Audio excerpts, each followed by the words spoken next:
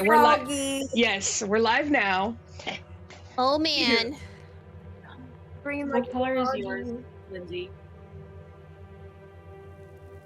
I knew it would be pink. Is it silver because of unicorn? Yes. Maybe not. Because of your new cloak. So are we okay, colorful or manila? Oh, I feel like the colorful one's gonna be really exciting. Do you want to like? I feel like the manila is gonna be more exciting, and I feel like I can hear this one. All right. Color. Okay, colorful. Fantastic. Colorful? Okay. Please It's a really go nice ahead Nice and envelope. I'm probably gonna keep it afterwards. got it at the dollar store. Yeah, so that was probably the least fanciest thing in here. But yes, go ahead and open your colorful envelopes. I'm so excited for you guys to open this first. Wait. Oh wait. Ooh. Shut the fuck up. Hi. Yeah. This is gonna be. Wow. Oh my god, these are stunning! Ooh, These are my first dice. Ooh, these are so cool. So Are these ones glow in the? So in each of them, Wow. you will find a completely custom handmade set that is special for your characters, made by Sally. So no one else in the entire world has that dice set. I worked with her to incorporate your colors from your characters. And then the second set is a hand-selected like color palette set from my own personal collection.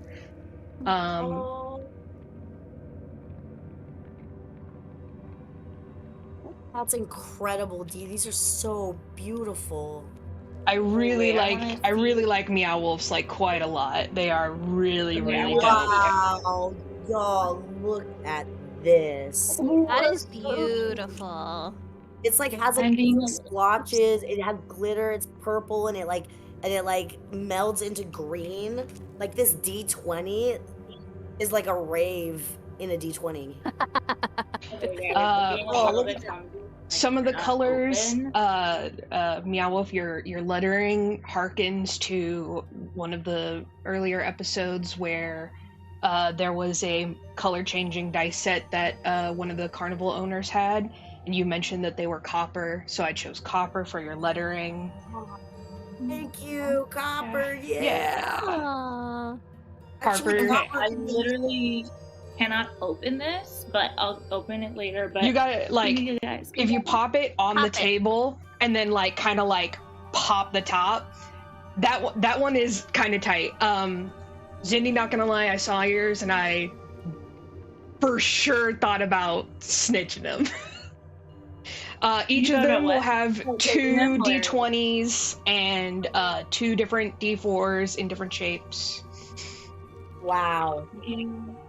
Wait, you said I should Wow. like hit it on my Like table? no. Put the clear side on the table and then like get the black part off. Wow, that's great. I've never had a D4 like this. Isn't that I cool? love this style. Neither have I. That's amazing. What does it look like? Gorgeous custom set. This is amazing. Oh, wow, Lindsay, yours are so pretty. Okay, well, mine, I'm really excited about these. They're so gorgeous they can't get out of the box. The numbers are they're glow in the dark. Yeah. Wow. And then like super sparkly. Yours are very sparkly. Yours are sick. Ugh. Yeah, those are amazing.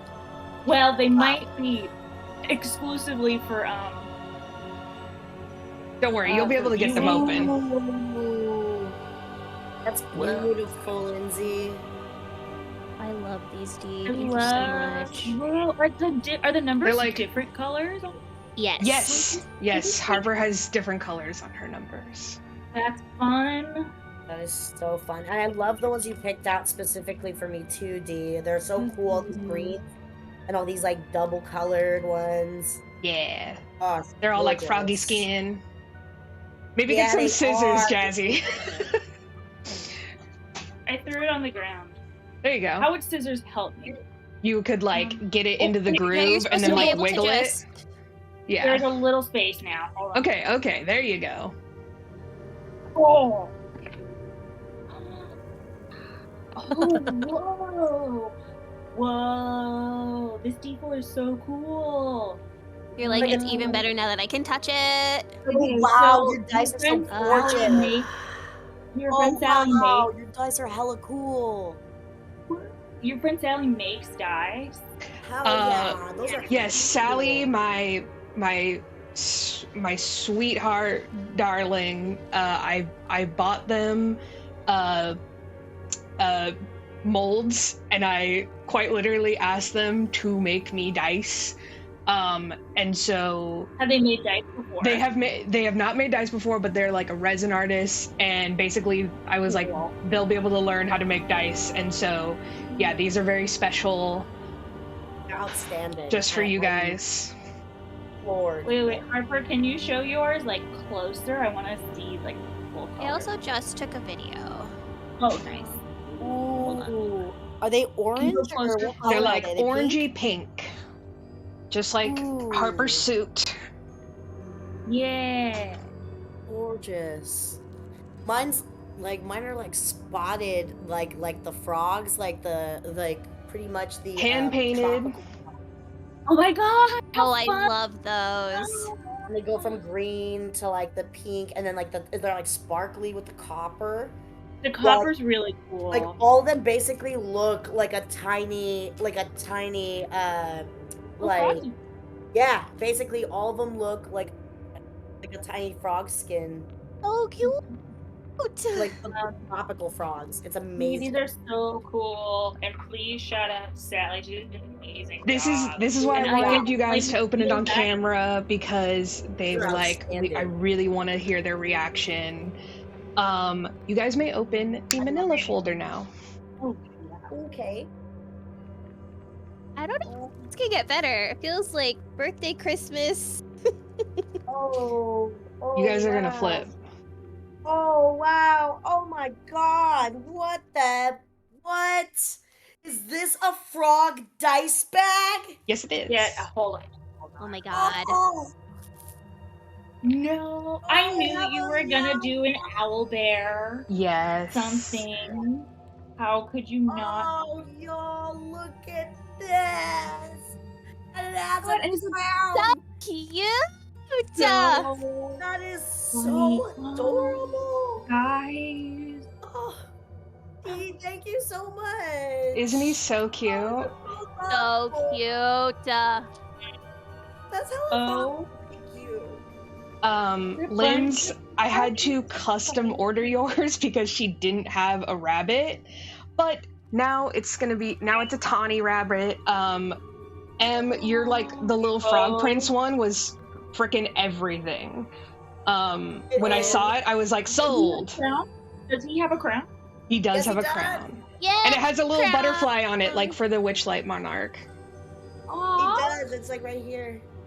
Oh my god, incredible. There should be 6 pockets in all the bags, I hope. Oh, there's I also have- stickers. Are all dice bags this big? No. No. These are very No, large this is- dice bags. Yeah. This is, I mean, Oh, I'm like, fun. I'm like prepared to like use Stickers? this. I'm so excited to have like a pouch.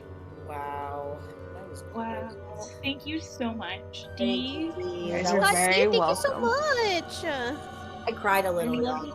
these stickers. Did you get them on Etsy or? No, I just got those on Amazon. And I kind of just picked out some special ones just for you guys.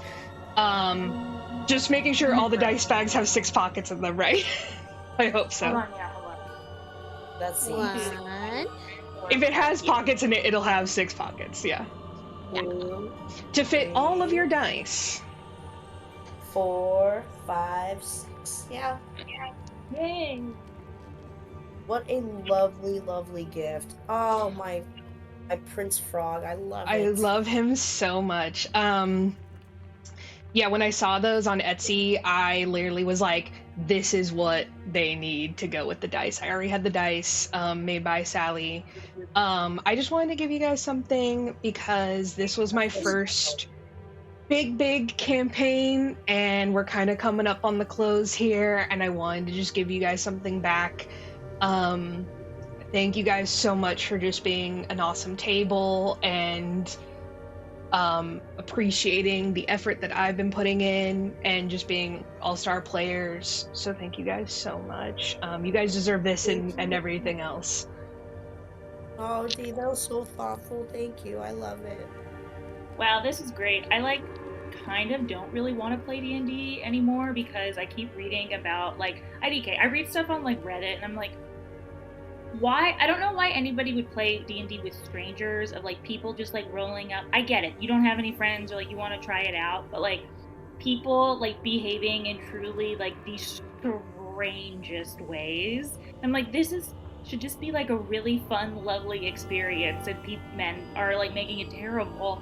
And this has just been such a fun time. And I've never stuck. This has been a year long or more extra. 2 years. So 2 years. It's been 2. Are you joking? I'm not. It's technically 2 years in March, I believe, but yeah, you guys have something to whenever you guys play again, you'll have something to remember your first big campaign. Yay. And yeah, everything is very special. Lindsay, quite literally no one else in the entire world has that dice bag or those dice. Yeah. And I literally died over the Frog Prince dice bag. I was like, yes. Me too. Truly the best. I love him so much. I'm so glad you guys like it. Sally's going to be so thrilled to hear you guys' reaction, and there will be TikToks showing off the full packages as well. Amazing. Did you made them in advance? I literally made them before I sent them out because I was like, I'm gonna be really pissed if I don't have video evidence of this. Yes. Making my table was it end of campaign I did say that. I was like, this is for my is OG. it a thing, or is you are just the most special DM that will ruin me ever having another DM again? I'm the most special DM. Yes. I did give Nick a custom pair of dice because his character sacrificed himself at the end of his campaign, at the end of a mini campaign, and so he has a custom pair from Sally that's dragon scale. But yeah, I just I really appreciate you guys. You guys have been awesome. I love the role playing, and you guys have just been wonderful throughout. So thank you. Whoa. Oh, I'm looking at yours, Lindsay. Okay, I did not see the full. Did you put it in the general? I did. I felt like my camera wasn't giving it justice. No, it wasn't. No, it wasn't. Those are so pretty. I truly could not decide whose dice I liked the most. Thank you, Sally. Thank you, Sally. Sally. I know that they're gonna be in good homes and they have fancy houses now. So now we get to roll them when we play. Yeah. I've never rolled dice before, guys. That's not true, but first time ever rolled. Yay! I'm so excited about my custom dice. They're so gorgeous. Anytime you play a Grung, those are your little Grung dice. What a good and interesting call. I feel like via playing this, I feel like I've discovered, I'm like, oh, it's the basic bitch choice and the very first time playing choice to be elf, because it's the most human basic, but yes, choosing the Herringon or the Grung, so much more interesting, probably easier to role play too, because it's such a it's so specific. Yeah. Versus like generic person. It does. Dude. It does lend itself for it to be really overpowered and slightly broken. Oh, it's been amazing, and I wonder like how many Grungs people have like played with this campaign, because the way that it like played into with all of the Toad stuff has been so delightful and so funny. The fact that you ended up being the king, it couldn't have been better. Yeah, everything really was incredibly delightful, and I really enjoyed like finding new and interesting ways to like weave you guys into it. It was so much fun, and everybody's improv is really impressive. Okay. Thank you. The best king in all of the land. Yes. Yes. That's my king. Well, I didn't vote for him. Oh, how well actually Meow Wolf would rule, honestly, I don't know. But would I be a blind supporter? Absolutely. Okay. Change Do the we music. need to wash out our hair? I do. Yeah, there's a time on this, right? I got 7 minutes. Okay, 7 minutes. Okay. So we're gonna like do the recap, and then we're gonna take a short break so everyone can wash out their hair, and then we'll jump into it. All right. So after exploring the castle, I'm gonna go off. yeah, video. you guys are allowed to turn off your cam now. After exploring the castle, the party takes a luxurious rest in Harper's old quarters. In the morning, they bathe for the first time in many moons, and Harper invites them to pick out clean clothes from any of the closets. The party outfits themselves accordingly, and Harper states that they should check out the armory before heading out. You raid the armory for as much gear as possible, finding a medley of rings, belts, and weapons, but Harper does not find the Queen's ceremonial blade, Snickersnack. You decide to check out the vault where the Queen kept her most valuable treasures, and after a short hike up into the tower, you guys are able to remember that Queen Zybelna's one of her true names is Natasha, opening up the locked door. And as you descend the stairs, you find a room with Snickersnack floating over a chest. Harper gives a moving speech about the last 15 years and the hardships that she struggled through to get here, and how she wants to defeat Endolin and restore the Queen. And Snickersnack, which is a semi-sentient blade, is able to claim Snickersnack for their own. Snickersnack transforms from a great sword into a smaller sword that Harper is able to wield, and you guys are able to get the rest of the treasures from inside the chest, one of them being the Cloak of Rejuvenation, which is made of a silvery unicorn-esque material. And you guys then, now that you have all your gear and everything in place, go to the carriage house where 6 glass Pegasi are waiting for you, along with the glass carriage.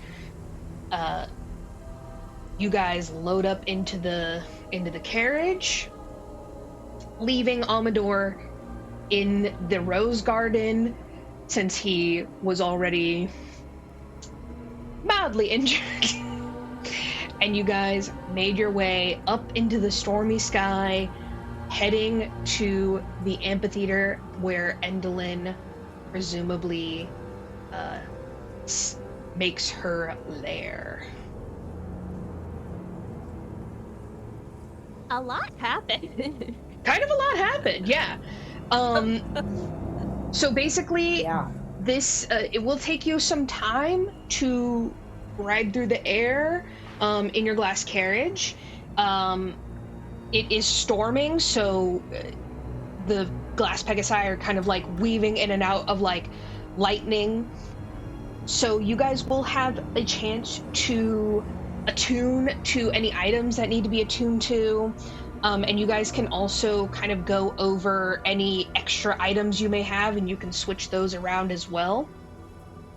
But basically, now is your time to make any plans or prepare before stepping into Motherhorn, the lair of Endlin.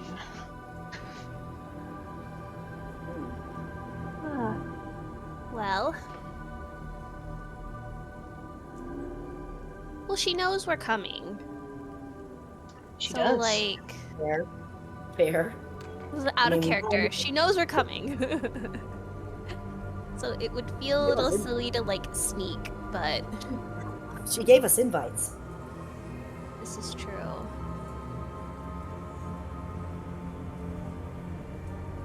Oh, no. And I think we should just prance on in, see what happens. We were invited.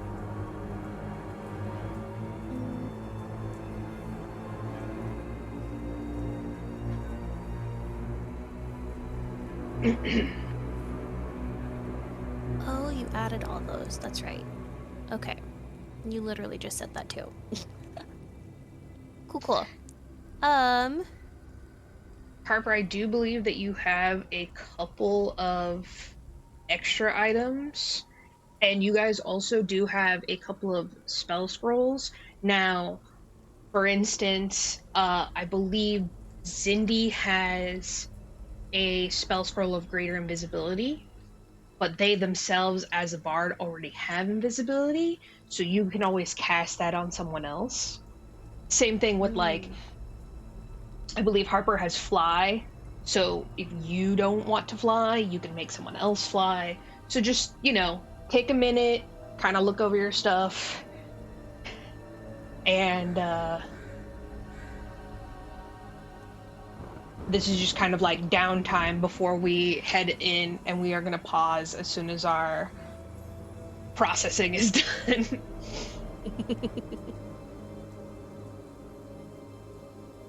I don't know that I've actually, like, played, while owning scrolls. It's just one charge, right? Correct. Like, it's basically, it's a one-time use, but it doesn't use a spell slot. Cool. Okay. So that's kind of the cool thing about it. Good to know.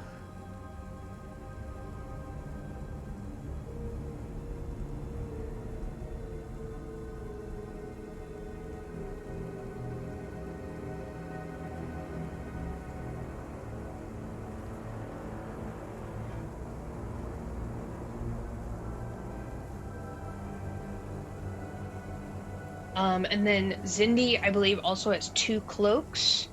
I updated the Cloak of Rejuvenation, so you can decide to always give an NPC something.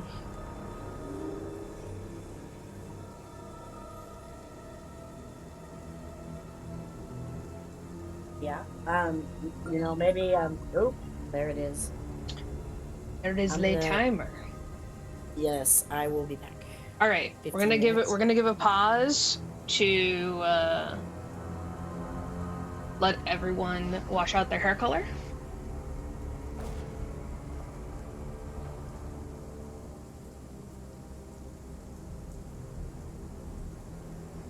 See you back in 15. Okay.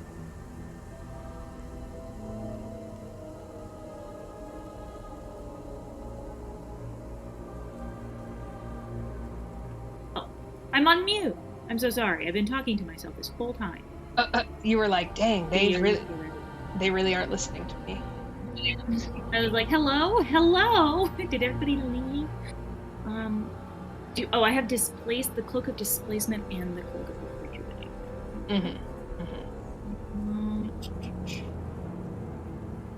Okay. I'm gonna step away for a second. BRB. You got it. Can we just say there's no way for me to, like, equip it because it's a custom item, but can I just... I'm gonna equip the Cloak of Rejuvenation. Maybe let's give the Cloak of Displacement to Gleam. I feel like that could do her some good with all of her... yeah, we can totally do that. Spookiness. Sweet. Do-do-do, do-do-do.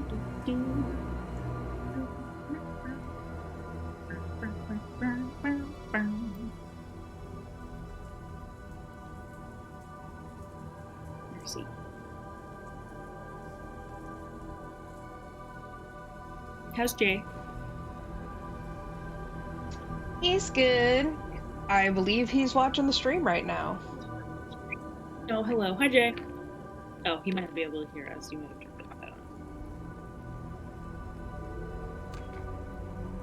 Yeah, I have our BRB thing on, but it still captures our sound. Okay. So, like, do, do, do, do, do, do, do. Like, engineer elevator music.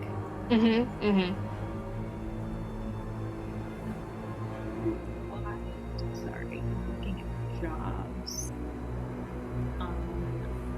R&D, Imagineer Principal, Generative Artificial Intelligence. Definitely do not have. I'm like, no. I'm at a point in my career where I'm kind of like at a pivot point where I'm starting to kind of gain some skills in like really in cool areas, but like the jobs that are hiring for those things want people with like the 3, 4, 10 years experience in that. I'm like, please let just hire me for one so I can learn. Right. You might be feeling similarly with the whole like the paralegal thing where you're like, okay, I got like the degree and the basics. Now time to like pick me with the job experience. I know. Like, times be rough. Oh, Jay says hi back. Hi, Jay. In the chat.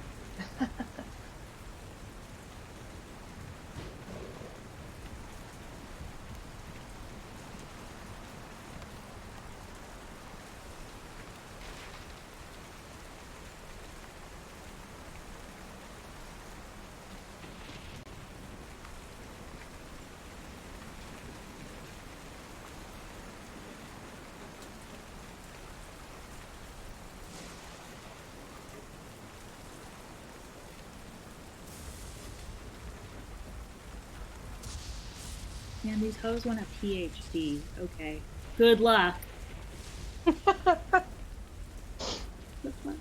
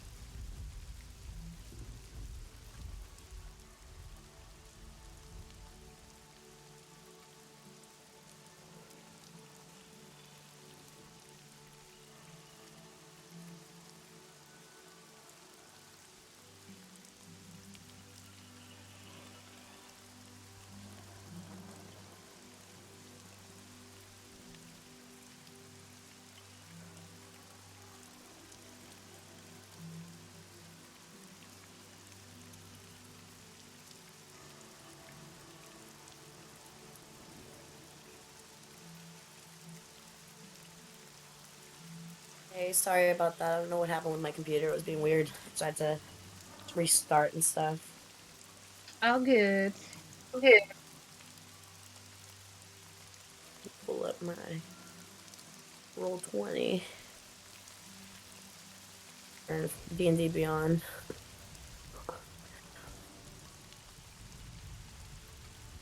Mm-hmm.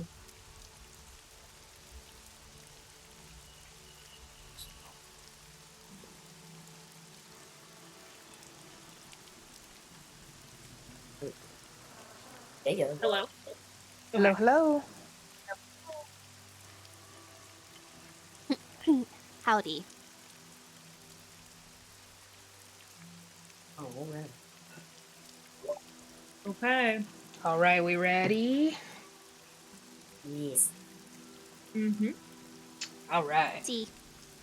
So, as you guys are sort of sitting in the carriage, you guys hear Elkhorn cussing in Dwarvish from the outside, semi-regretting his choice to drive the carriage, but seems like he's still having fun. The Pegasi seem to know what they're doing, and you guys are can see perfectly out of the crystal carriage, and as you sort of like soar over the palace, you see exactly how Endolin has incorporated this amphitheater on the back of the palace. It almost hangs on like this rocky precipice, and you see that the lightning bolts are being caught by these like the moonstar shaped conduits that dotted the rest of the landscape, and it's obviously being used to sort of power the inside of this amphitheater. You see it is a lit all around, and much like the crystal carriage, it's like a dome bubble made of glass. How and where would you guys like to land?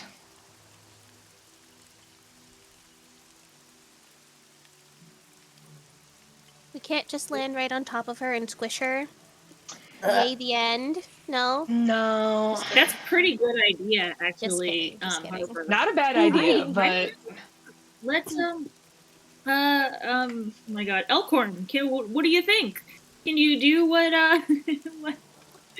what Harper suggested? How's your aim? you just he sounds slightly muffled from outside the carriage, but you hear him be like, I mean, I can try. Hold on, guys. Let's see. What kind of spells do we have that could help us in this? And what, in squishing her?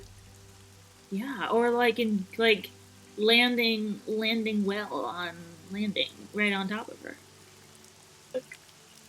I don't think she's made herself visible. Yeah. Darn. Oh well, Harper, I got excited. I thought the easiest way we were about to beat this this hag. I mean, we're looking the an hourable radio, right? Like this is where we're landing. Mm-hmm. So there's not a ton of room to land like around the bubble. You could possibly land on top of the bubble, but then you would have to get down from the bubble or get inside, and you would probably fall unless you have a way to sort of like get inside.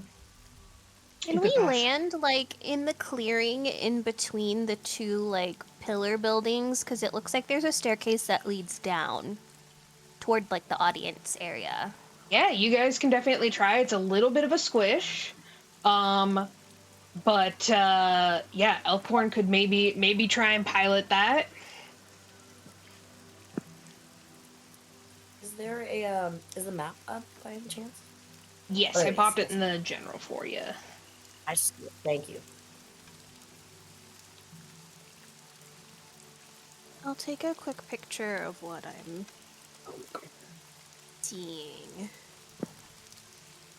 where I think could be a potential place to land. And y'all let me know.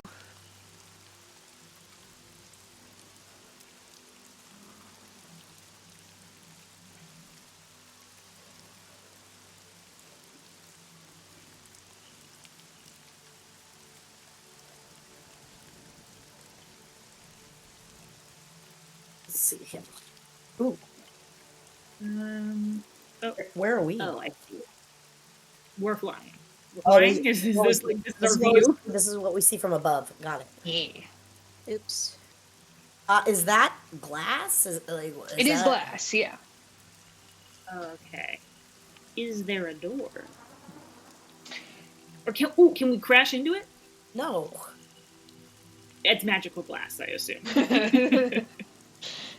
Also, in the general, I took a picture of, like, the map. And I, like... Okay. So, like, where I circled, it's, like... It looks like there's, like, a little space in between the two pillar areas, because there's stairs that lead down into, like, the amphitheater audience. Wow. Okay, are you good. About the towers?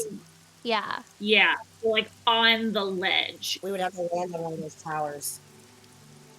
Fantastic. On the towers? Or, like, is there any way to enter through the tower? Don't they have stairs on the tower to get up to the top? It's gonna be a dex check from Elkhorn, which I will have one of you roll. But it is possible to do that without harming the carriage or the Pegasi. You could try and crash into it, but you would probably hurt some of the Pegasi, yeah. Well, I am going to inspire Elkhorn with a song about you can do it, you can do it, you can land perfectly, Elkhorn, you can do it. And now he has 1d8 bonus for that dex check. Okay, fantastic. Can I also Elkhorn make is a like perception check? Yeah, go ahead. To roll the new pretty dice. Yee. I want to, or maybe it's investigation, perception or investigation, just to see if there's like, an opening in the dome. Oh yeah, perception check. Perception, okay. Where is my thing? Oops. Oh.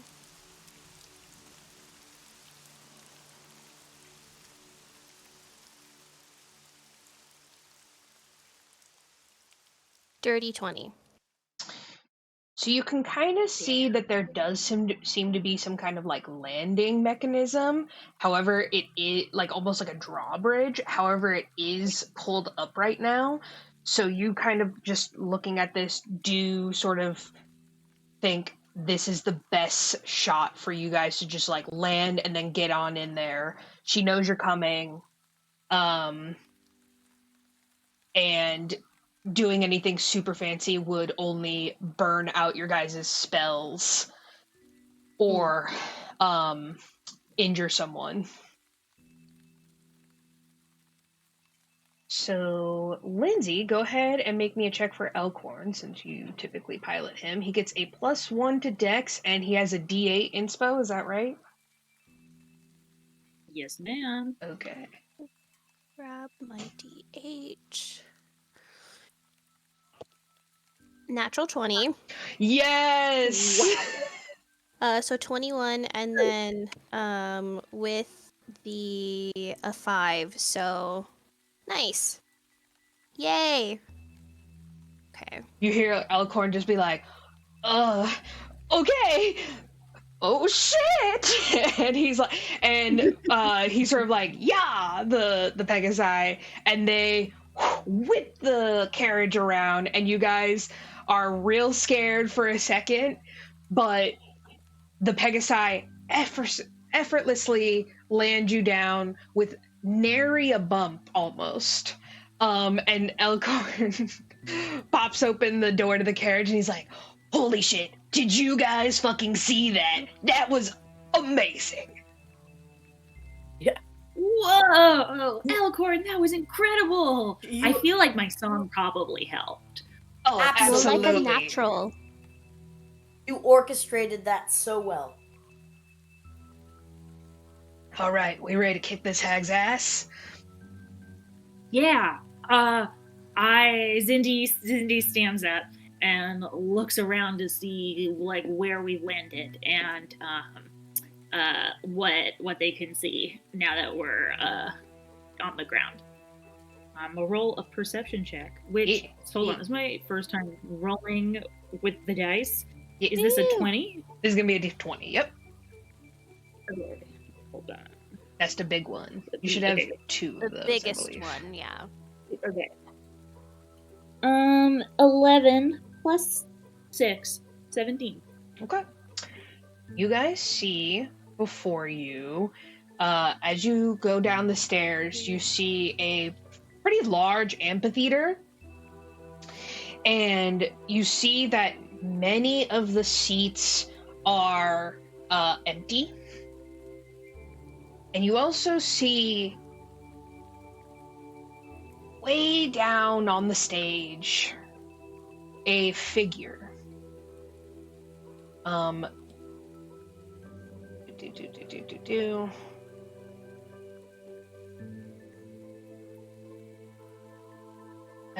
The figure is quite large. And it almost like you're not quite sure it's not a very humanoid shape. It looks like a black curtain.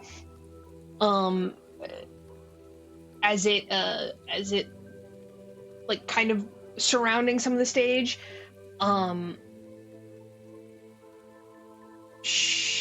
It is frighteningly tall, maybe about 12 feet tall. And you kind of see some like movement in the center. Whoa, that is so weird. Zindi puts like their hand on top of their eyes and squints. I don't even think that's a person. Oh, jeez. Zindi turns to Gleam and says, hey, do you sense your sister around anywhere?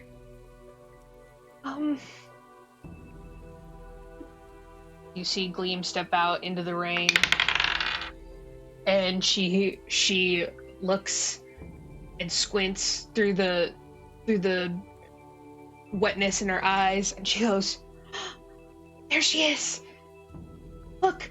And you guys see that beside the horrifyingly tall figure, there does seem to be a smaller figure who seems to be sort of balancing on a ball.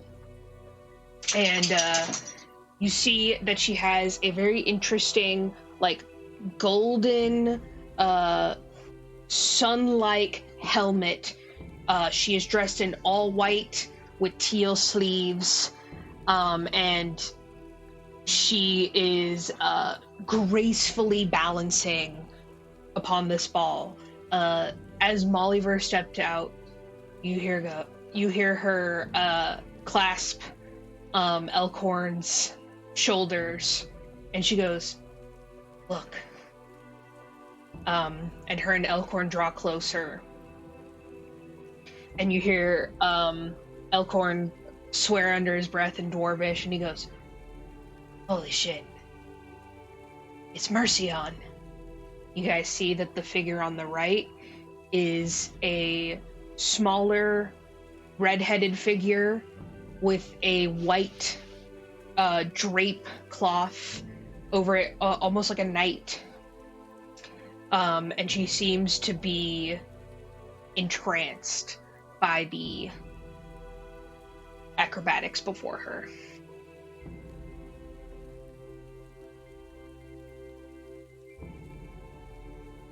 Zindi turns to Gleam and says, "Hey, Gleam, or anybody else.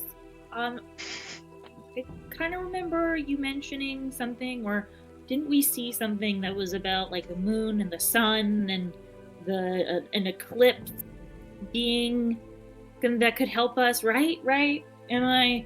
We really have had a long journey, and my memory isn't doing too good, guys. Yeah. After the whole thing with the Lamia, everything is fuzzy. Yeah. Well, Endelyn believes that she will perish during an eclipse, and I think that's why she separated us. But I know Glister would never serve her willingly.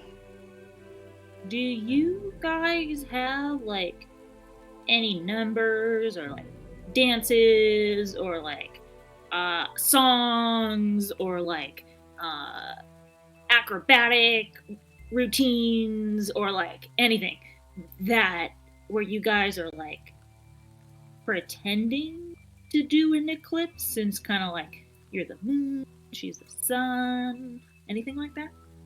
Yeah, when we were stars of the Witchlight Carnival, we did have a really we had a special eclipse act. I suppose like we could try and remember. Zindi turns to Harper and Meow Wolf, and the rest of the crew goes, "You guys kind of get what I'm putting down here?" Can I roll for intelligence on this one? Yeah, totally. Alright. I'm gonna use my d20, so I'm gonna give it a go. I'm gonna brand spanking new roll here. 16. What's my modifier? +5, so 21. Okay, Nice. you understand. Yeah. I get what you're saying. Yeah, you guys kind of infer that a lot of things in the Fae, like, it's not very literal. So if this hag believes that she's going to perish during some type of eclipse, like, that doesn't mean an eclipse has to be happening. It just means that some kind of eclipses will be happening. Hey, Grung, is there any music that usually you like a special song that like you could tell me, and maybe I could learn it, and it'll like kind of like do like a deep sleeper agent thing to your sister, and it'll unlock the memory of the routine. Oh, that's a great idea. She sort of begins to hum a soulful tune. Zindi hums along.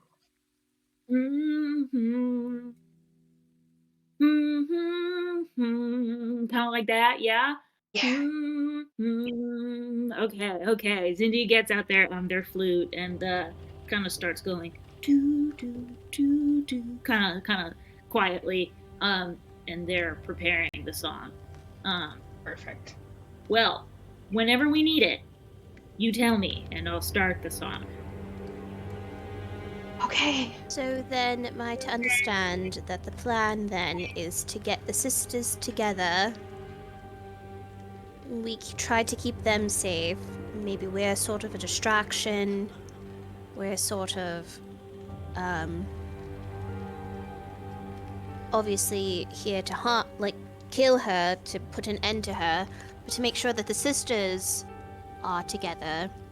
And once the sisters are reunited, maybe that's when you can play said song. That is much more coherent of a plan than I was thinking of. Excellent. Yes. Distraction sounds good, and not just like jumping in and playing music. Fantastic. This might actually work, guys.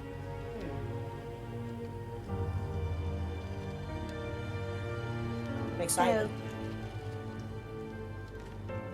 So are we at like that little landing pad? Yep. Is that where we landed? Yep. Okay. So, yeah, I guess we just have to make our way to the center of, like, the amphitheater.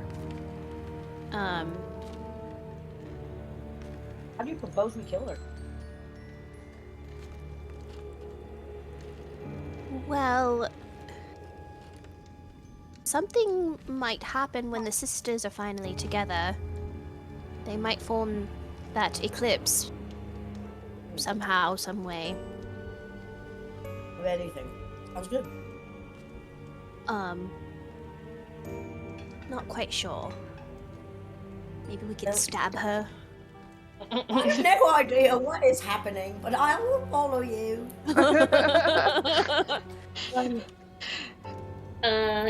If you go charging in to try and follow any snaps that are directly in front of giant, terrifying beasts, we cannot guarantee that you will live again, so don't do that, please.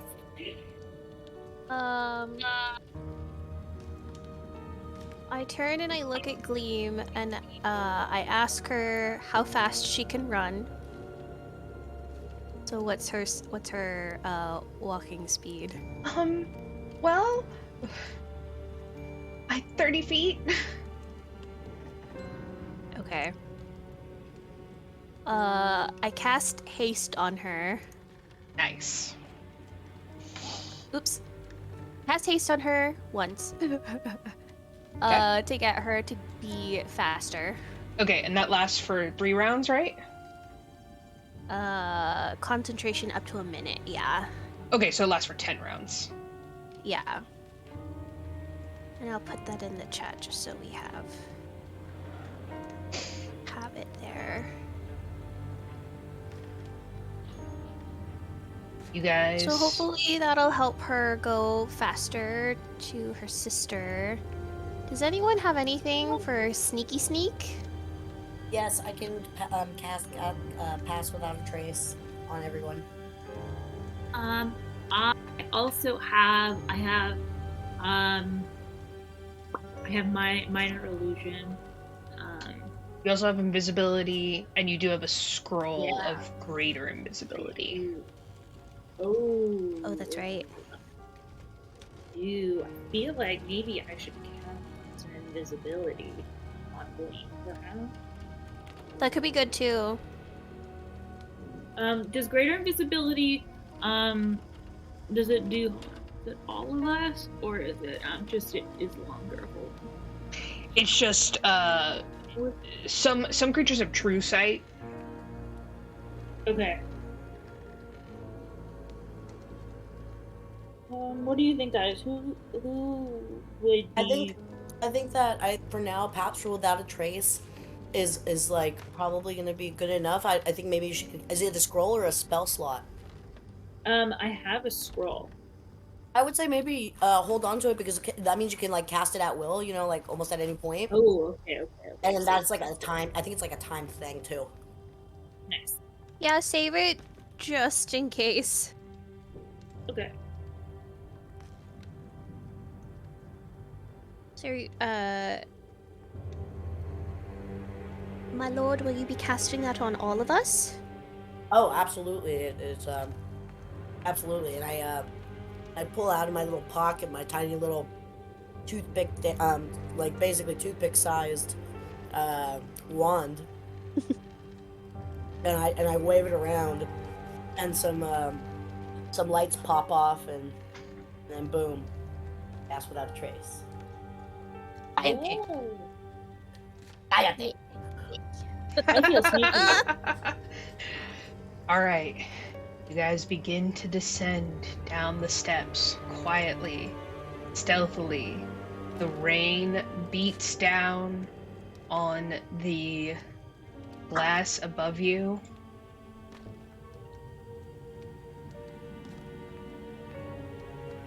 You guys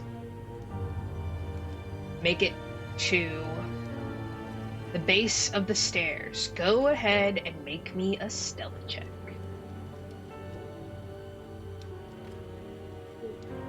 Also D20. Also D20. Yep. Thank you, guys. Wow. I rolled a 3. But I get plus 10. So 7. Plus 10 with the pass without trace. Oh, thank God. Okay. Whew. Wow.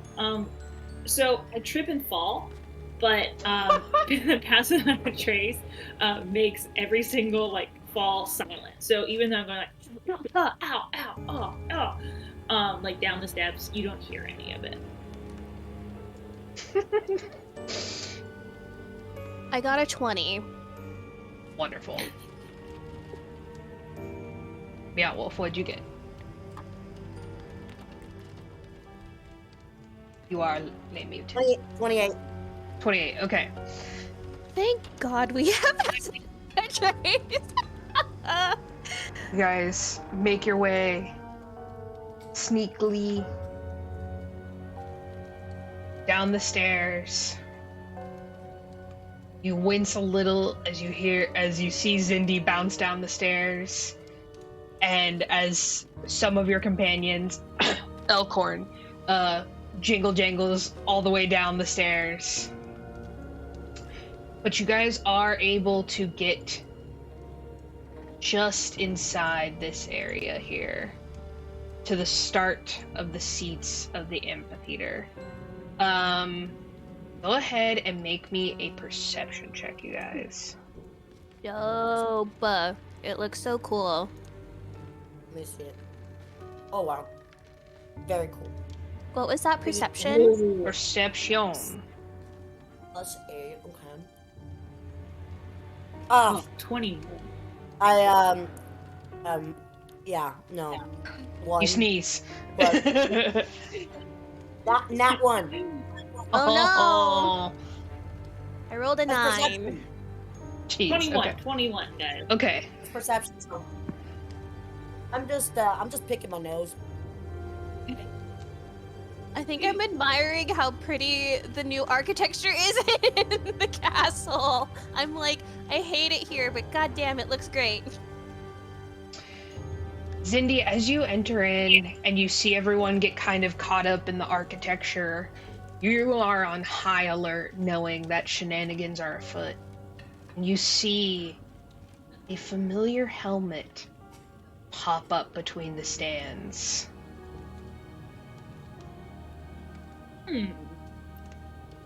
I know that helmet. And you hear... Why is it familiar? You hear a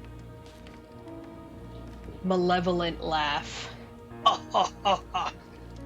As Warduke with his flaming blade pops up just ahead of you in the stands. Oh my god.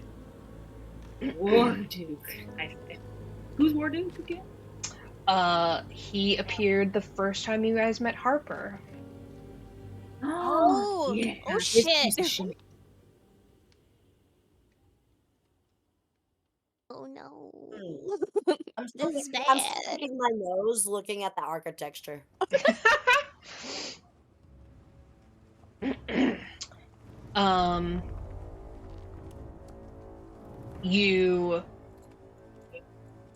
Warduke does not immediately jump on you guys, but as he sort of stands up from the bleachers, you hear a slow, mechanical metal clap.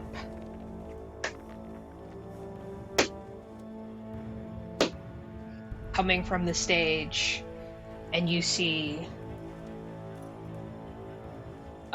you hear Gleam gasp as she recognizes the figure as Endlin. I'll drop a picture of her in here for you guys so you can see how terrifying she is. A black veil covers her face, and gigantic. the middle section seems to have marionettes fighting in the middle. You hear a haunting voice. Welcome. I knew you would come. You could not resist such a challenge. we came on our own accord, thank you very much, but the pretty weird and wild invitations did pique our interest. I won't lie. At least mine. Of course. We were invited here. It would be breaking the rule of hospitality to not accept your invitation. You see I don't know that... what you take us for. I don't know what you take us for, and I still have my finger up my nose. You see that she has like an extra set of hands with strings on the end, and as her like extra set of hands like manipulate, you see Blister move in an unnatural way as she hops off the ball and stands to the left of Endolin. You see Mercion as well take a hesitant step forward. She goes, "Yes, I knew you would come for your prize. I'm sure you wish to save them." No shit. Yep, you kind of suck. Yeah, and, I bet your mama is really ugly. I'm gonna roll a performance check on that joke. Okay. I rolled a 12, so not that great. Your mama's so ugly. No, just kidding. You keep the Baba Yaga's name out of your mouth! You go. Right, give it a shot. Harper, I want to hear your burn. I whisper. Tell us where your sister is. We all know that your mother favored her the most. I trapped her years ago, and I will never relinquish her. The Baba Yaga adopted that wretch. Someone's mad. Oh! She was nothing but a distraction. She was the only one who could learn your mother's powers. She was the only one strong enough to be able to have her own kingdom. She was smart enough. Nothing. I know everything. Silly little rabbit. I will end all of you today, and everyone you love. Come, fight me! And as she throws down the gauntlet, you see a couple other figures pop up for you guys. In the stands next to you, a large bugbear appears, wearing a familiar set of overalls, as well as a hooded man up from stage right, and a older looking man with a long white beard, and a woman with an elaborate headdress. Where is Gleam currently? She's been sneaking. I hope she's been sneaking. Yeah, let's put her right there. Hide her a little. Go ahead and one of you please roll me a sneak for Miss Gleam. She'll still have Pass Without Trace. And she's wearing the Cloak of Displacement as well. Yes, and she's wearing the Cloak of Displacement. Let me just double check what she gets to the sneak. She gets a +4 to this.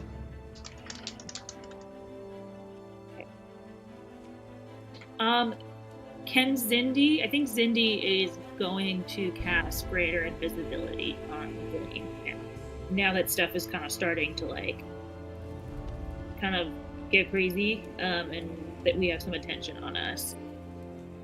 Okay. Okay. Zindi, as kind of like all these people start kind of coming out of the wings, and the hag is yelling, and Harper is dissing the hag.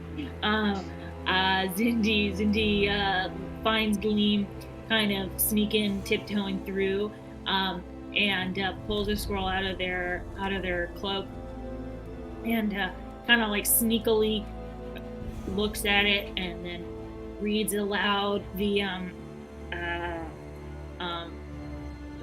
words on the scroll and casts it on Gleam. Fantastic. Okay. She is now greater invisibled, and she will sneak 120 feet each round. So, I would like you all to roll initiative. Is that a 20? Yes, ma'am. Yes. Thank you guys for helping the noob here. Initiative +3. It's okay, it's your first time having real dice. 17. Ooh. 18. 6. Okay, in true Zindi fashion. I was busy casting some spells. So. Yeah.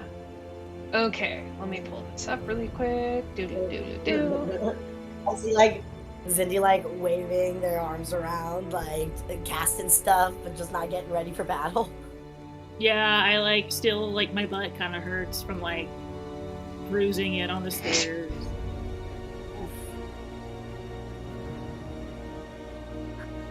Not a sore bum. I do have a sore bum. I don't think you would really understand that. Snoodles, do you have a bum? It's kind of just a long tail back there. Well, I did get slashed down my backside. Mm. And I thought for a little bit. I was in line, waiting to go somewhere else. Yeah. There I got zapped back again. Please roll for Keeks, Snoodles, and Juniper, you guys. Okay. This one is for Keeks. Sorry, I need to read. Rolled a 9. Okay, does he have a plus to that? I gotta look at this. I don't think so. He's just I don't think so, but just had to check. I don't think so, and I don't think Snoodles does either. Oof, and Snoodles is a 5. Ickily dookily. Okay, cool. Juniper rolled a 2. Okay. Alright. Gleam rolled really well on her initiative, so she actually goes first. So you guys don't see this, but she will just absolutely scramble up to the front, and you see her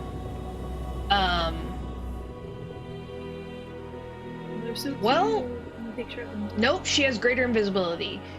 You guys see her. You see nothing. You guys just hope that Gleam got up there okay.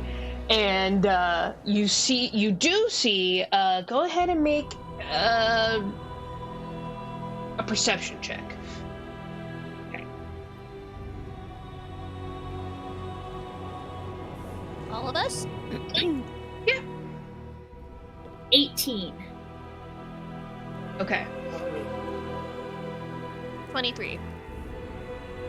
You guys see what was you said perception? yeah, perception. 26. You guys see Endelin's veil turn to look at the area that you guys assume Gleam would be at, and you hear her say, "Oh, how sweet! You've brought the sister to me. Well, that is fine. Will not delay your end." Harper, that is your turn. Oh no. Okay. Let's see. Oh, that guy is right in front of me. Cool. Love that for me.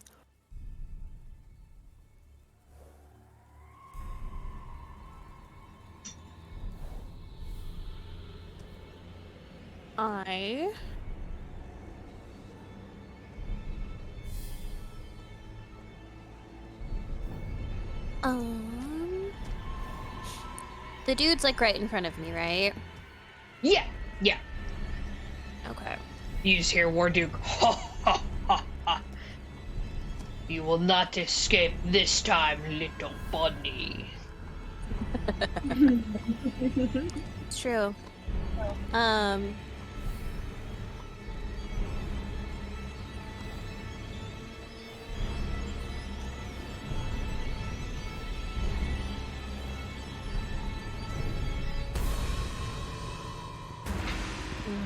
should wait. Oh, but it's so good.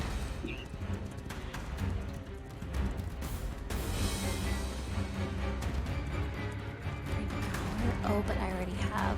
I can't.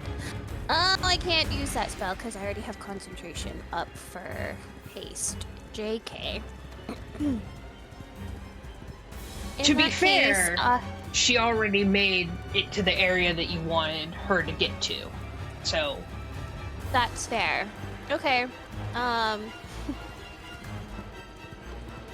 willing to do this right off the bat. Can I cast polymorph on him and turn him into a little bug?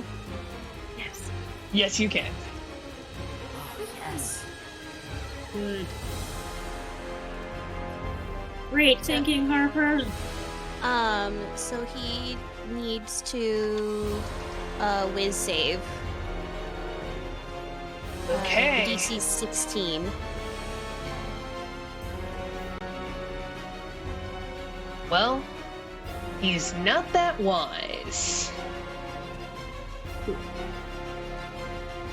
So let's see here. He gets a plus nothing to this.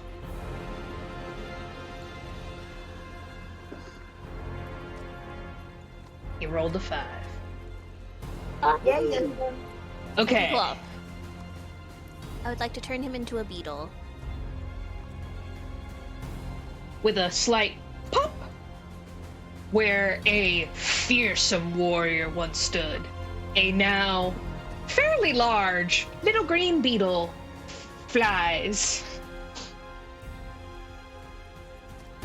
Yay. Snoodles, you can eat that, Zindi yells. That's true. Full permission. Snoodles, darling, if you're hungry, please get that thing. Righto. I'm gonna stay put. Can I stay put? I'm gonna stay put, but as my cantrip. Yeah, can I message Gleam? Yes. Okay. Message.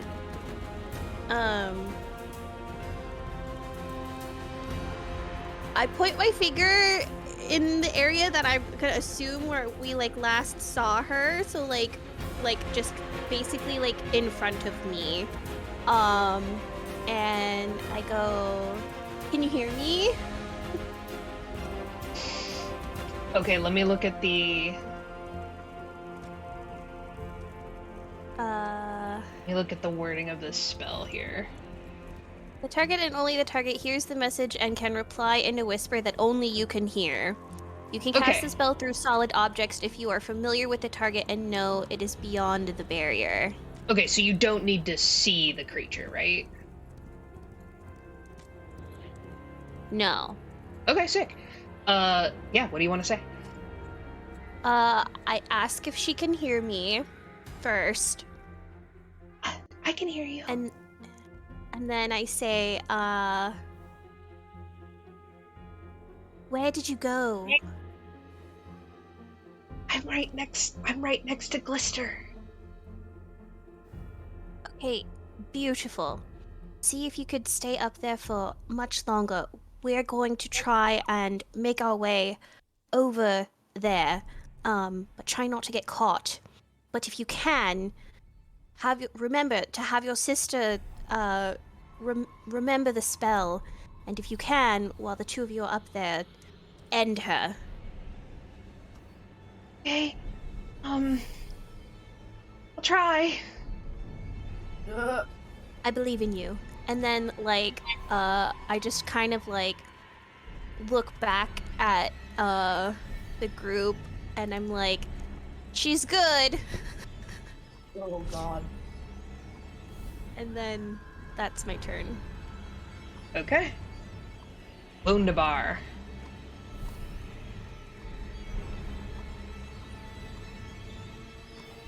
Okay, who is next on this?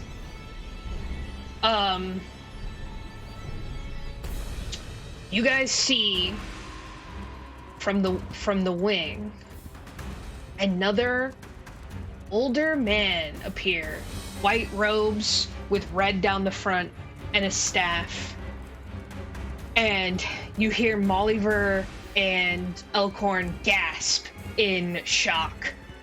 And you hear the old man cry out, "Now, listen here, Endelin. I've told you this was quite enough."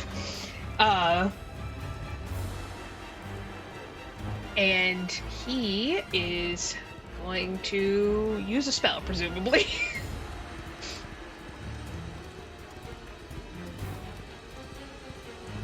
Who's this hoe?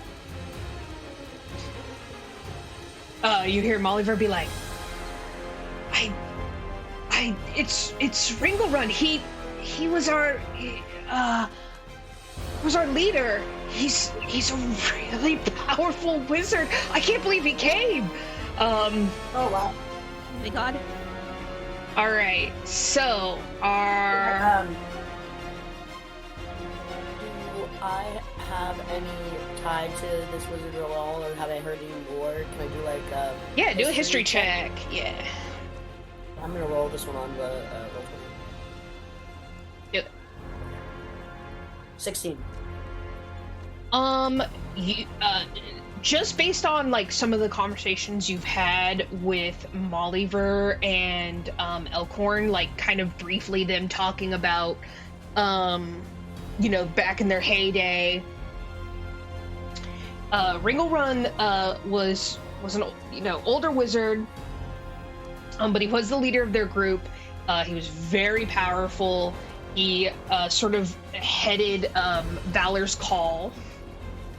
And he carries a great staff.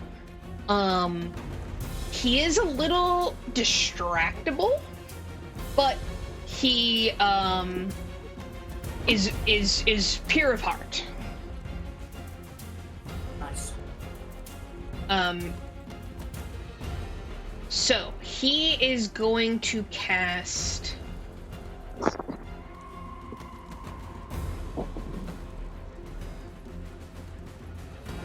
Sleep on the bugbear. So let's see.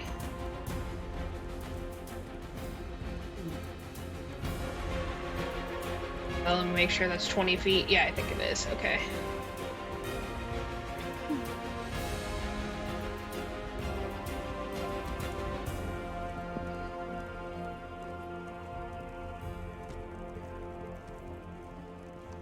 Says there's no save or anything. It's just roll 5d8. Okay, see how many See how many hit points. So if it's more than the hit points that the bugbear has, then you guys are good.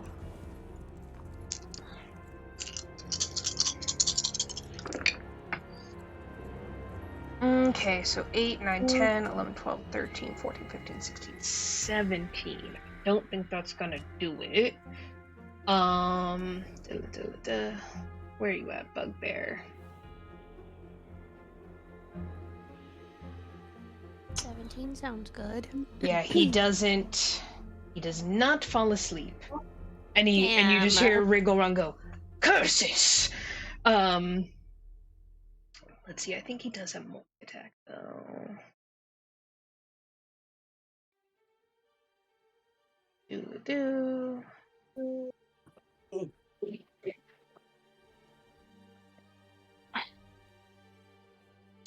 Okay, he is going to cast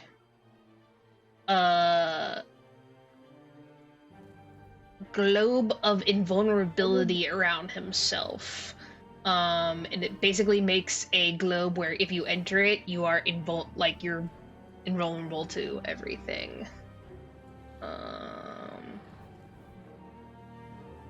So you guys see like a shimmering golden bubble appear around him.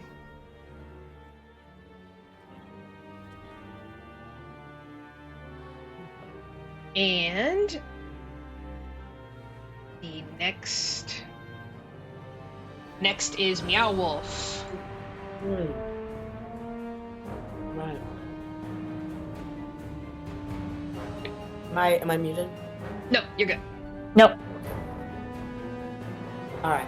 So, I am definitely going to do something here. So she's still in the distance over there? She's still in the far distance on the... And, that's approximately... how far? It is... Hold on. I think it's like 45 feet.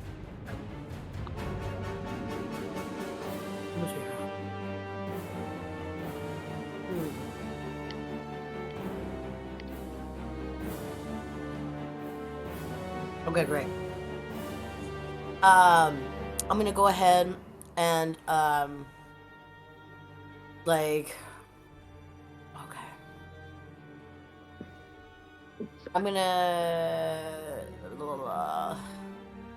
one more second. As Meow Wolf is getting ready to do something, he, decides to cast magic stone. Okay. I'm sorry. No, I'm sorry. He has those centipedes that he picked up. That's right. Mm-hmm. Ah, perfect. Okay, great.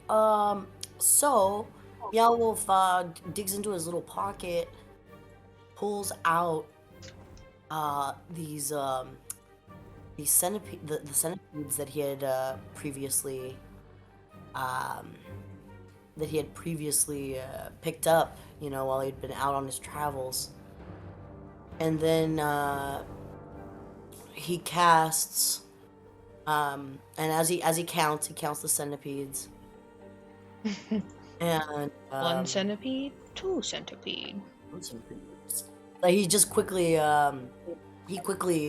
counts them out, and he literally throws them in the directions of everyone that's attacking. Mm-hmm. And he basically, so how many people are we attacking? So you have 1, 2, 3, 4 up near the stage, and then you have 1 who is a beetle, and then the bugbear who's kind of right in front of you. Okay, great. So, are you saying within 5 feet? The bugbear is probably within 5 feet. The thing with the polymorph beetle is if you hit the polymorph beetle, he will take the damage, probably like 1 point of damage as a beetle, and then he'll pop back into Warduke and like take the damage from that. But so that's why like eating him as Snoodles is probably the best course of action for that to BH. Okay, so I throw centipedes basically within 5 feet of where. Let me take a look at the map. Meow meow meow meow meow meow. I throw 5 feet. Okay, Cool. perfect. I throw a little I throw a worm a centipede right behind each of these enemies. Okay. And I yeah, all 3 of them, right? All 3 that are in front. Okay. 4? Is it 3 or 4? There's Warduke as a beetle, and then just the bugbear. Not the beetle, but just the other 3. And then I like Hail Mary toss the remaining 6 in as far in front as the witch as possible. Okay. And then I'm going to cast giant insect, and you transform up to 10 centipedes into giant versions of their natural forms. Hell yeah. For a duration of 10 minutes. The centipede becomes giant centipedes. The creature obeys verbal commands, combat, and acts on your turn each round. The GM has the statistics for these creatures.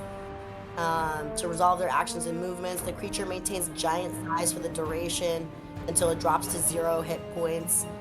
And you use an action to dismiss the effect on it. The GM might allow you to choose different targets. For example, okay, got it, great. So, yeah. So I basically now, because we got these giant centipedes, these enemies are flanked. Perfect. Wow. That was crazy. Okay, so 3 are by the bugbear. Cool. Basically, they just materialize hella big, and they're like basically crushing the seats from behind, and now they're like looming over the enemies in front of us. So you see these massive centipedes. Do the centipedes have their own initiative? Can they like No, they go when I go. Yeah. Okay. So I just went, and then I also and as a cantrip I cast Magic Stone. Yeah. Okay, and then you said you threw how many at Endwin? 5? Oh, I threw 6. 6? I only made I threw I materialized 4 of them right behind the enemies, and then the remaining 6 at her. Okay. And okay. And I want them to, and they transform in midair. Yeah, so at first it looks like Meow Wolf's just like throwing a bunch of weird ass bugs. And then you guys are like, not helpful. And then all of a sudden they're like, oh! And you're like, never mind, super helpful. Very helpful. Wow. My liege, tell them to eat the beetle also if they get to them first. They are quite big, so they could definitely. They're with. How far is the beetle from where they're at? Make me a strength. A strength check Okay. to see how far they get. It looks like the closest one is like not that far. Okay. Strength check. Here we go. Bow. 14. Okay, yeah. 3 of them get pretty close, and then the other 3 kind of like land on top of the bleachers. Which you're not mad about. As I try to Hail Mary them, I go, Yeetus! Yeetus. Amazing. Okay, trying to make them like kind of beefy so we can see them on the map.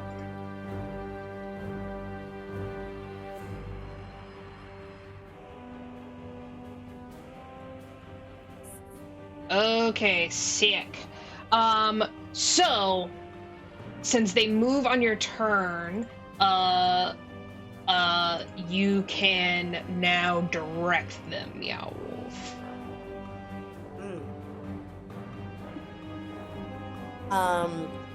What attacks do they have? Do they have like bite? Do they have like claw? Like they have bite. And I put it in the chat for you. Oh, thank you. Oh, centipede. There it goes. Okay. Why is it telling me to leave Discord? Okay.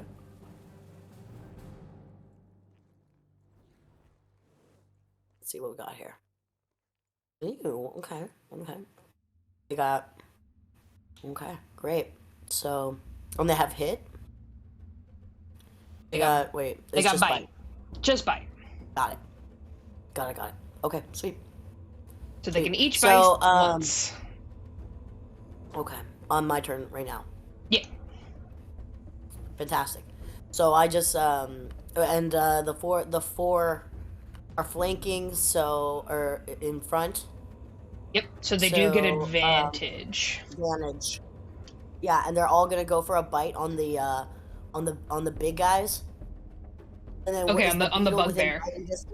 Is the beetle within biting distance? Yes. The fourth goes for the beetle. Okay. It will probably bop it back into Warduke, just warning you. While it's eating it. Yeah.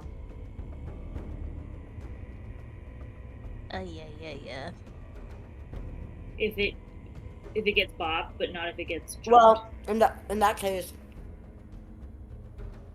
Well, Harper already yelled, eat the beetle, so he's gonna go for eating the beetle. Okay. Snoodles? Which was more of a suggestion, my king. No, well, I mean, it's in the heat of the moment. I don't have time to think about it. Yeah, that's fair. Okay, so go ahead and roll me 4 bite attacks with advantage, and you get a +4 to this.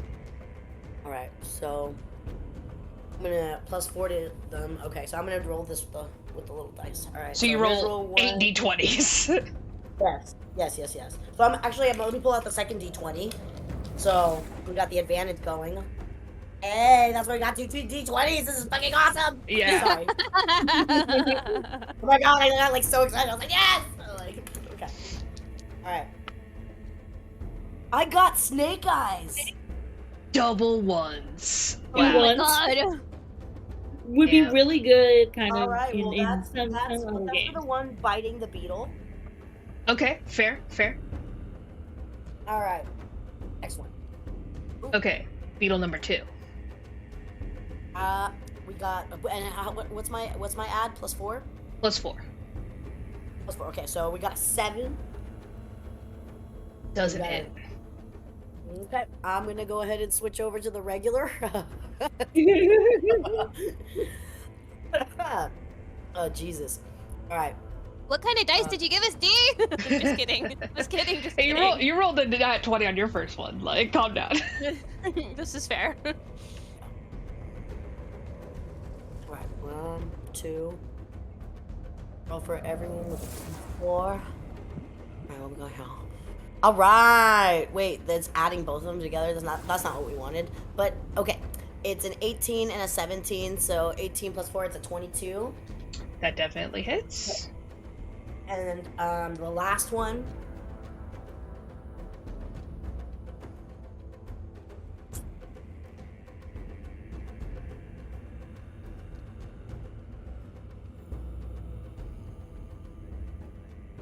We got another 22. Okay, so those 2 hit. So roll a 1. So roll 2d4 +4.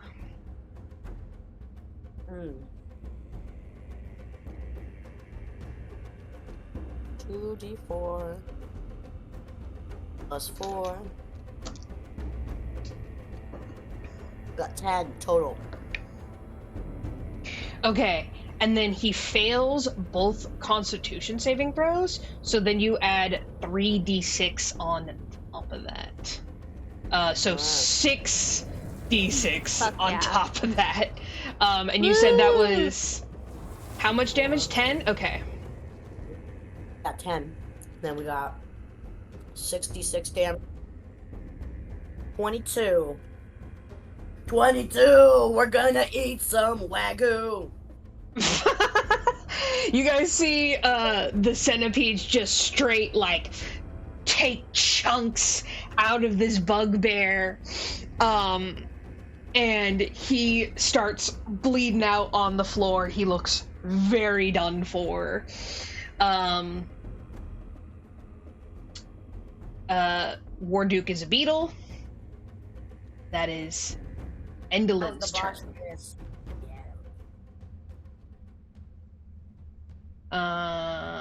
Okay, so we got 2 hits, right? yeah. Bugbear's toast. Oh, they both attacked the bugbear? Yay. Yes. I don't think they can attack anything else. Okay. Okay, let's see here. Let's see how close Miss Endlin is to people.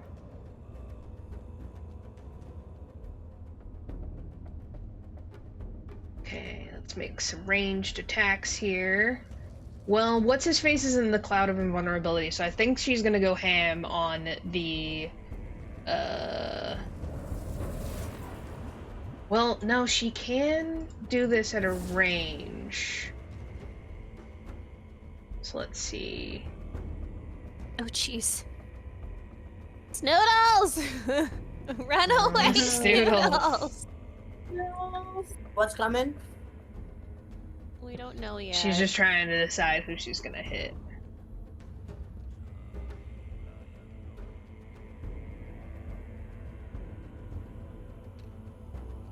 What is this? Not. You would think they'd be more concerned by the giant bugs. Yeah, that's fair. They're pretty big, too. So, okay. So she's gonna hit the bugs. Okay,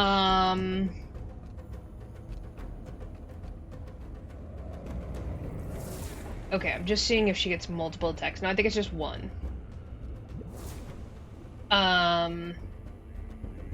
Oops. Okay, 23 definitely hits one of the bugs, and it takes like 28 points of damage. And so one of the giant centipedes just like explodes, just like detonates. Mm-hmm. And there's guts and goo everywhere. Snoodles opens their mouth and is like, nom nom nom nom nom nom nom. That feels about right. To all the guts and goo. What's protein? Yum yum yum. Okay.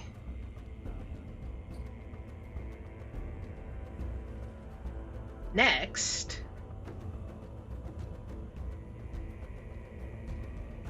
Let's see here. Who is that you moved?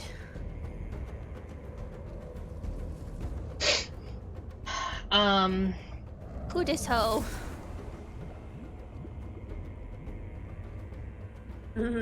Just seeing if they have multi-attack. It doesn't actually say. Oh no. Okay. He's gonna Garrett Elkhorn.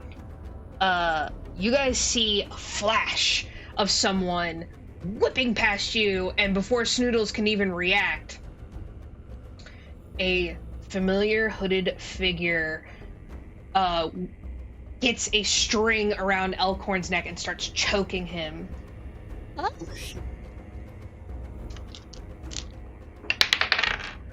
What the fuck? Never Who is mind. this? He rolls a nat 1. You see Elkhorn like duck out the way and like shove him, and he's like, "Zarok, you motherfucker! I knew you'd be here." Zarok is the assassin that was hunting Harper. Oh. Shit. Yay me. Zindi, that's your turn. No! Bum, bum, bum. Yeah. I have a potion of hill giant strength. Yeah. Is it an action for me to drink it? Yes, it is. Okay, well, I'm gonna drink it. And it Drink makes it.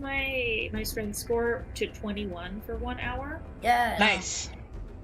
So I'm gonna I can override my strength score. Okay, overriding to 21. Just that. You guys see now Zindi my- get like my strength so modifier is swole. +5. Like Okay, so Zindi pulls this kind of weird, really thick, goopy bottle of liquid out of their pouch and pops it open and just goes, okay, wish me luck, and just gulps it down and super quickly, and all of a sudden, like, first like burps, like, bleh, and then all of a sudden Zindi's voice is way lower. Whoa, I feel crazy. so Harper just yells buff. out, Zindi's been poisoned! No, Harper, I've been strengthened. Zindi just suddenly starts like doing just like flexing. Oh my gosh. Bam, boom, bam, boom, bam. Wow, is this what Klarga felt all the time? This is crazy.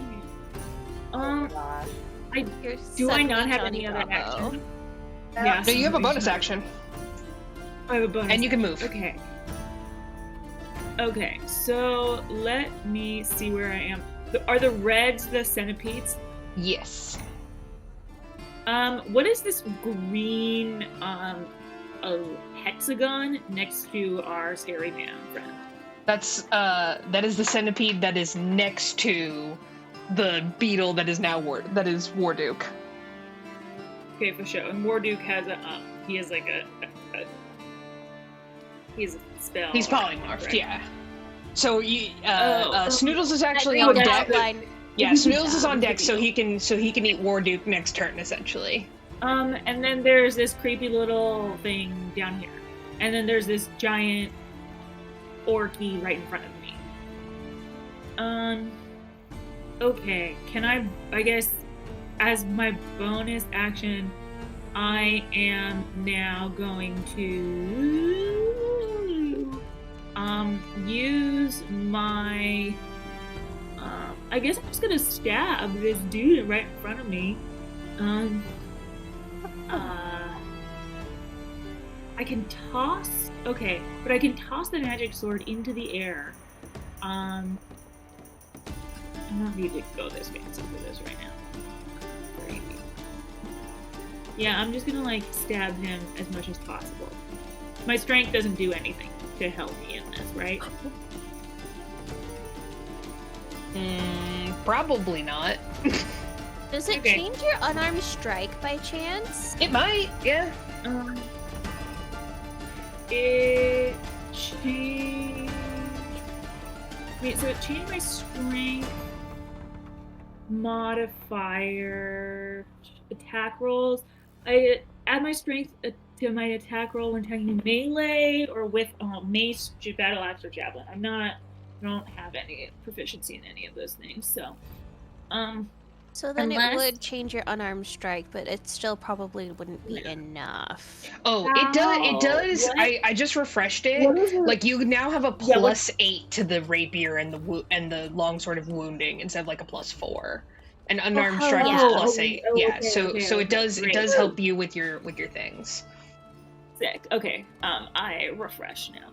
So I'll just stab this motherfucker in front of me. Actually, no, mine says 1d8. We're using this +8 or 1d5. A We're +8 using for +8. hit. +8 for hit. Oh, I see. Okay. So, walk me through. Sorry. What do I need to roll now? So you're gonna roll the d20 to see if it hits, and you'll add a +8 or a +5 depending on which weapon you use. And then rolling for damage will be different dice.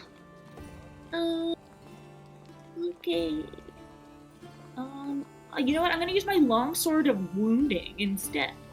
Okay. So I rolled a 4. Do I add anything to it or no? Plus 8, right? Thank God. Plus 12. Oh, okay. Hit. So okay. 12. Plus 12. So 12. Okay, so and you're hitting Zarok, right? Yeah. Okay, let's see what his Ami class is. It misses. No. Do you get a multi-attack with this? That's really the question. There's 2. There's a slashing, and there's under damage. There's two little things under damage. There's 1d8 plus 5, and then 1d10 plus 5. Yeah, because it's basically like if you use it as a two-handed or a one-handed, but I believe you can only use it as one-handed. But yeah, it doesn't hit, unfortunately, so you kind of like slash at him, and you've already used your bonus action to drink the potion. So that is your turn, but you can move more if you wish. It could provoke an opportunity of attack, though. I don't think it's worth it. Alright. Snoodly Boodly's turn. Yeah! Alrighty. He's going to roll his D20.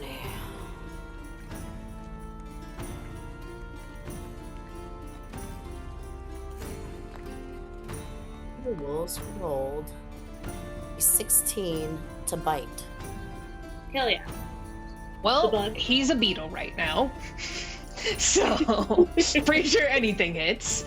So you see Snoodles just like out of the beetle of the air and gives a big cartoonish like gulp. And Warduke is no moss. Which is like kind of huge for you guys because Warduke is the beefy one. Great job, Snoodles! I did a good thing. More protein. He burps. Attaboy, Snoodles. Attaboy, as Keeks flies around. If you keep eating like this, you'll be big and strong, just like Zindi. Ba-bam, ba-bam, ba-bam! I didn't hit anybody. Great.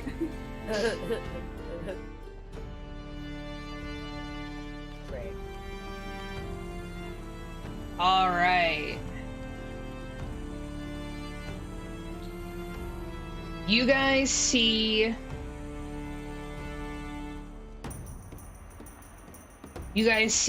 another man appear from the other side. A shining silver armor and with blue tones under it. He cries out, "Valor's call!" and goes and runs over to where Endlin is standing. Wow. Okay, let's see how far he can move. Only 30 feet. Okay, so he gets up to the older wizard, the first older wizard, and he will multi-attack, yo.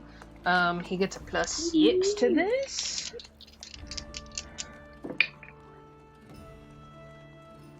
Oh shit. That's a nat 20 on one of those. It's a bad day for homeboy. Since this guy is a paladin. Oh, and his AC is only 12. 7 plus 6 is 13, right? Okay. Yes, okay, so both hit.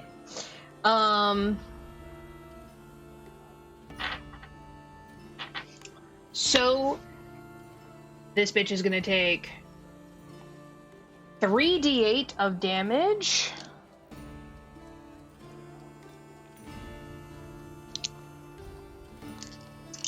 plus 12. Ooh, 8 plus 6 is 14. So 19 plus 12 damage. Ooh.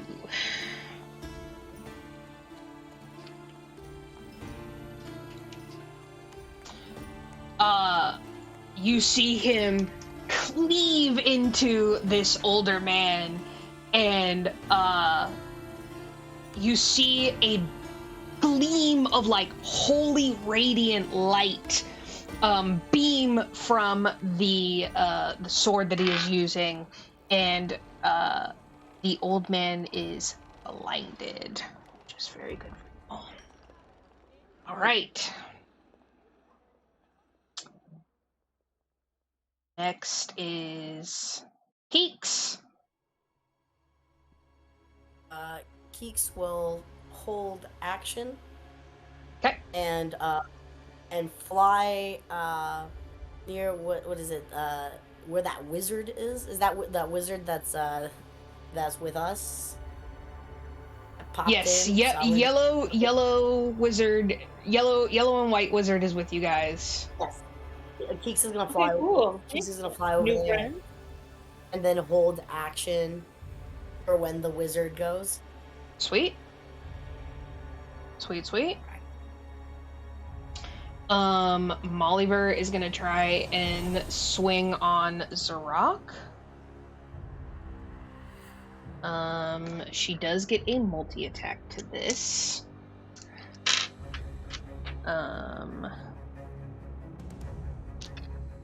So she gets a +5.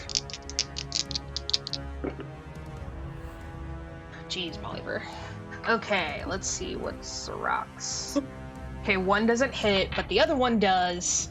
And so he is... He's gonna take 1d6 plus 3. So he takes 5 damage, plus the sneak attack.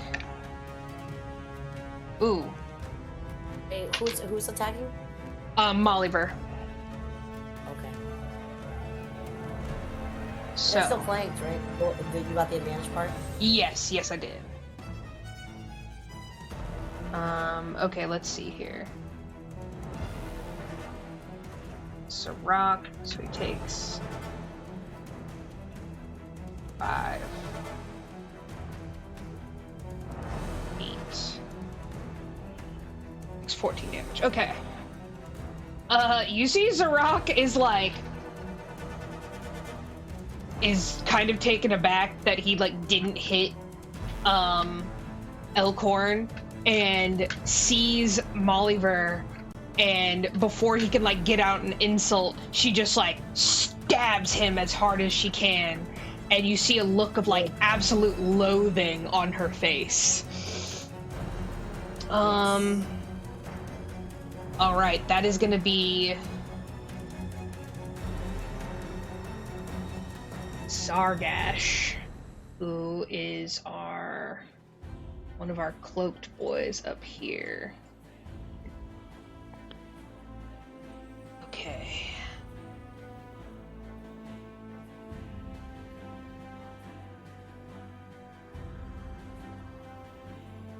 "60 feet, huh? Okay, so he's gonna try and hit Oliver.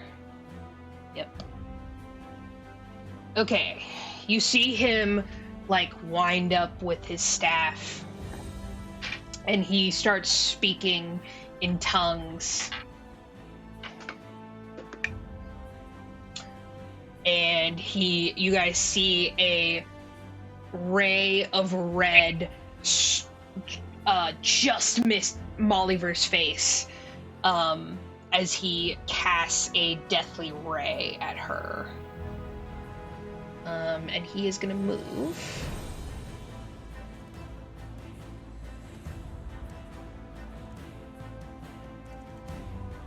down here.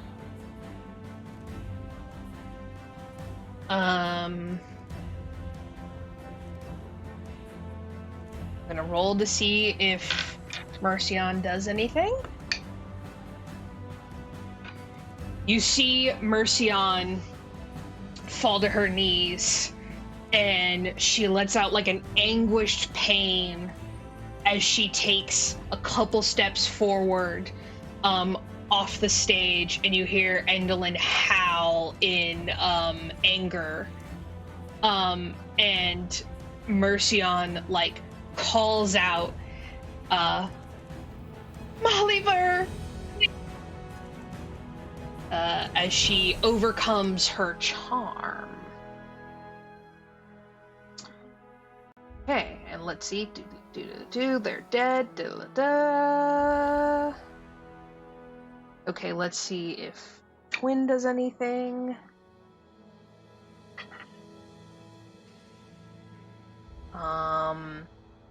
The Twin, again, much like Mercian, sort of like moves in an unnatural way, and you see her like turn, and she says something that you guys can't quite hear, but she looks a little relieved. And she is gonna move into the wings.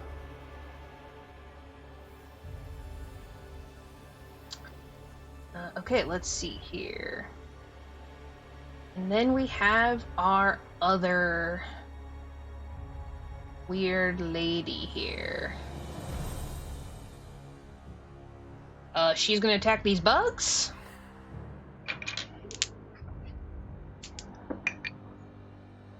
The bugs have what? An AC of... The bugs have 13, an right? AC of 13, yes. Okay, one doesn't hit.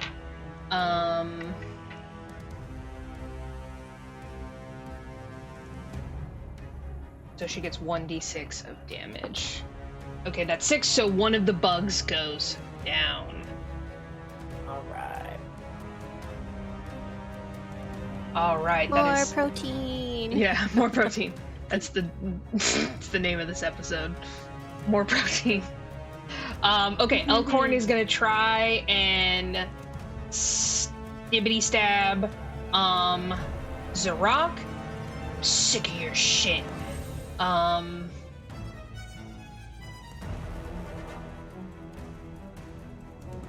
Okay, he gets a +2 to this. I think both of those hit. Yes, they do. Sick. So... 2d8. Alright, he takes 9 points of damage.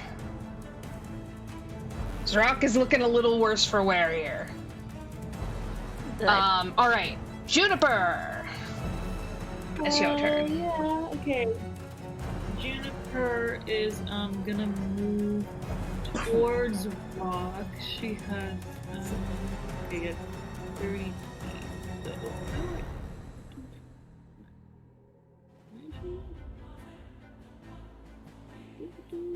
okay, so she's gonna move the 15 feet. Stop. 15 feet right in front of Zarok, and she's gonna go, she's got a multi-attack, and she's gonna do a multi-attack, first a bite hard, and then gonna try and go for claws. So do I roll for the multi-attack? Do I roll 20 twice, or just once? Yes, you're gonna roll the d20 attack twice. Okay, so first, for the big chunk. Okay, 13. And then for the slashing with the claws, come on. Okay, 3. Neither of those Does hit, the very chunk- unfortunately. Neither of those hit, guys. I'm rolling so bad. God. Well, she tried her best. That's what you tell her. You did great, Juniper! Juniper's really angry. Yeah, she's pissed. She's like foaming. She's like foaming at the mouth. Okay.